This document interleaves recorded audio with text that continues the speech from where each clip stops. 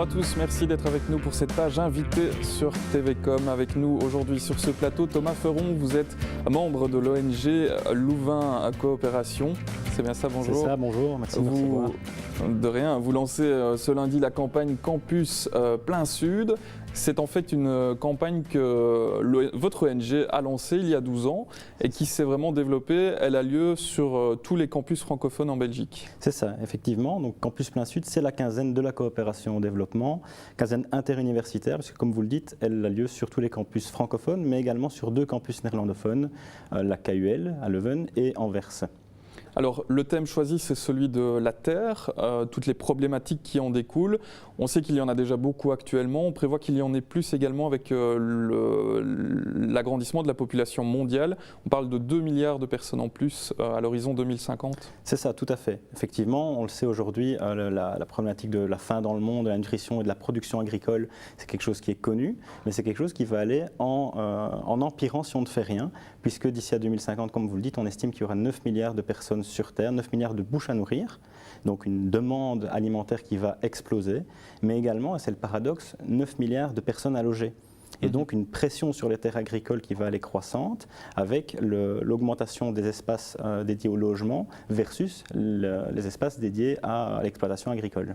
Oui, c'est ça, l'accaparement des terres. L'accaparement des terres, c'est effectivement une problématique qui, si on peut la résumer, c'est de dire des groupes industriels, le plus souvent des groupes industriels avec l'aide plus ou moins importante d'un État, vont s'accaparer des terres au sud, très souvent au sud. Donc s'accaparer, ça veut vraiment dire ils prennent la terre aux paysans qui en vivent ou qui en vivaient, parfois sans compensation financière, sans compensation d'aucun ordre. Et ça, on peut le combattre de façon assez efficace? Alors, il y a énormément d'acteurs qui combattent l'accaparement des terres. Malheureusement, ça répond à un enjeu économique. Donc, les politiques économiques actuelles en termes d'agriculture, en termes d'alimentation, poussent plutôt vers une agriculture de type industriel, monoculture, intensive, très concentrée, en comparaison avec des agricultures diversifiées sur un même sol, l'agriculture locale, comme la pratiquent les agriculteurs depuis des générations. Et contre ça, donc contre ces expropriations et contre ces pratiques agricoles qui déstructurent la nature des sols, déstructurent les sociétés, il y a des voix qui s'élèvent. Des mouvements paysans, par exemple, ou des ONG qui sont actives pour freiner, empêcher ça ou conscientiser les gens à cette problématique. Alors on va revenir sur la campagne dans quelques instants, mais parlons peut-être de votre action sur le terrain. L'ONG existe depuis 1980, donc vous êtes présent dans différentes régions du globe, en Amérique du Sud, en Afrique. Parlons peut-être plus spécifiquement de l'Afrique tout d'abord. Quelles actions est-ce que vous menez là-bas et dans quel pays? Alors en Afrique, on est actif dans 5 pays, puisqu'on est en Afrique de l'Ouest, au Bénin et au Togo. On est également en Afrique centrale, Burundi, République démocratique du Congo, et on est également à Madagascar. Alors, dans ces pays, Louvain Coopération, c'est l'ONG de l'UCL, et notre mission, c'est de mettre les compétences de l'université en pratique pour relever des défis au Sud. Des défis dans 3 domaines là-bas, la lutte contre la faim, la maladie et la pauvreté.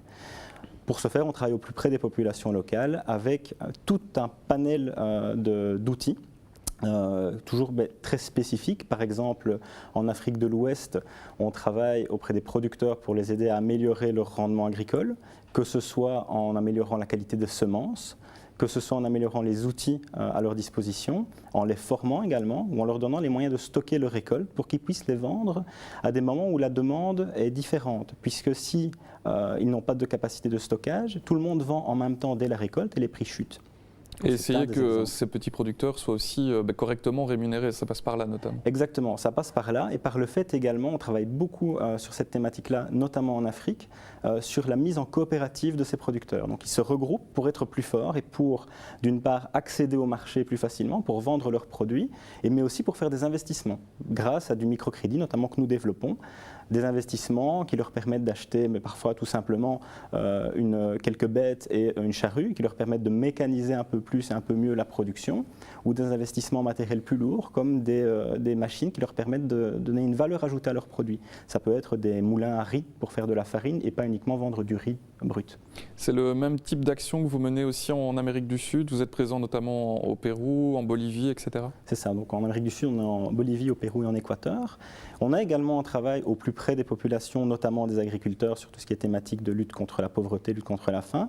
Mais il faut savoir qu'en Amérique du Sud, la société civile est déjà un peu plus, voire beaucoup plus structurée que dans les pays où on intervient en Afrique. Donc notre approche est une approche qui vise la formation et l'amélioration des rendements par l'amélioration de la productivité. Par exemple, on travaille avec l'UCL sur cette thématique-là avec des étudiants ingénieurs. Donc depuis 2 ans maintenant, on a des ingénieurs de la faculté de Polytechnique de l'UCL qui partent sur le terrain pour répondre à un besoin exprimé par les populations. Par exemple, en Bolivie et au Pérou, les sols sont très rocailleux. Et sont difficilement irrigués. Donc les étudiants, les ingénieurs, sachant les contraintes techniques qui sont sur place, le faible accès à l'eau par exemple, ou le sol rocailleux, ont développé des stratégies et des outils qui permettent aux producteurs d'irriguer leurs champs ou de récolter dans des terrains accidentés. Et l'intérêt de ce projet, c'est que les étudiants sont d'une part consultants, mettent en place des prototypes, mais aussi forment les populations locales à l'utilisation et à la maintenance de ces outils. Et vous avez vu, j'imagine, depuis le temps, des résultats concrets sur le terrain. Oui, tout à fait. Pour revenir à l'exemple de l'Afrique de l'Ouest, c'est qu'au Togo, on a augmenté la productivité par 3 pour les producteurs de riz, notamment de la région du Nord Togo, d'Apaon. Les producteurs le disent eux-mêmes, avant, ils ne mangeaient parfois du riz qu'aux occasions de fêtes. Maintenant, ils mangent du riz selon leurs besoins, selon leur volonté. Alors revenons sur la campagne qui débute donc ce lundi. Vous allez collaborer notamment en ce qui concerne Louvain-la-Neuve avec pas mal de quotas projets. Ça, c'est important aussi de les faire participer. Exactement. En fait, Louvain Coopération, je vous le disais, lutte dans 3 domaines, la faim, la maladie et la pauvreté. Ce sont des thématiques qu'on exerce au Sud.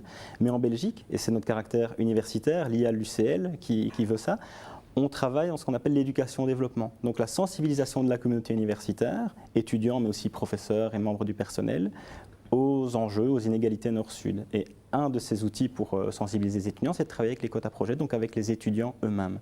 C'est quelque chose que l'on fait depuis des dizaines d'années. Alors on peut retrouver le programme complet sur le site internet, c'est www.louvaincoopération.org.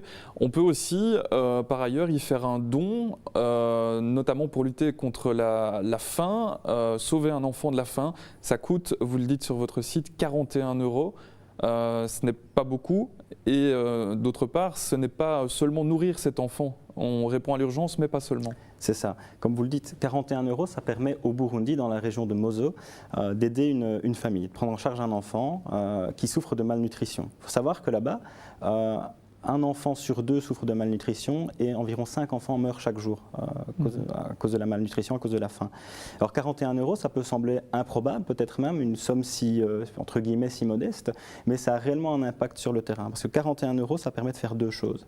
Ça permet de fournir des kits qui permettent à un enfant d'avoir un boost nutritionnel, un boost calorique, et de surveiller ensuite son évolution. Simplement à l'aide de mètres et de toises qui permettent de peser, de vérifier les constantes de l'enfant. Mais ça permet également à sa famille, pour travailler à long terme, de recevoir un kit de graines qui leur permettent de planter et de récolter des haricots, du maïs, du manioc, ce qui permet de diversifier leur alimentation. Voilà, toutes les informations donc pour faire un don sur votre site internet, je le rappelle, www.louvaincoopération.org. Merci Thomas Ferron d'avoir été avec nous. Merci à vous de nous avoir suivis. Et je vous renvoie au site internet pour avoir le programme de cette campagne Campus Plein Sud. À bientôt sur TVcom.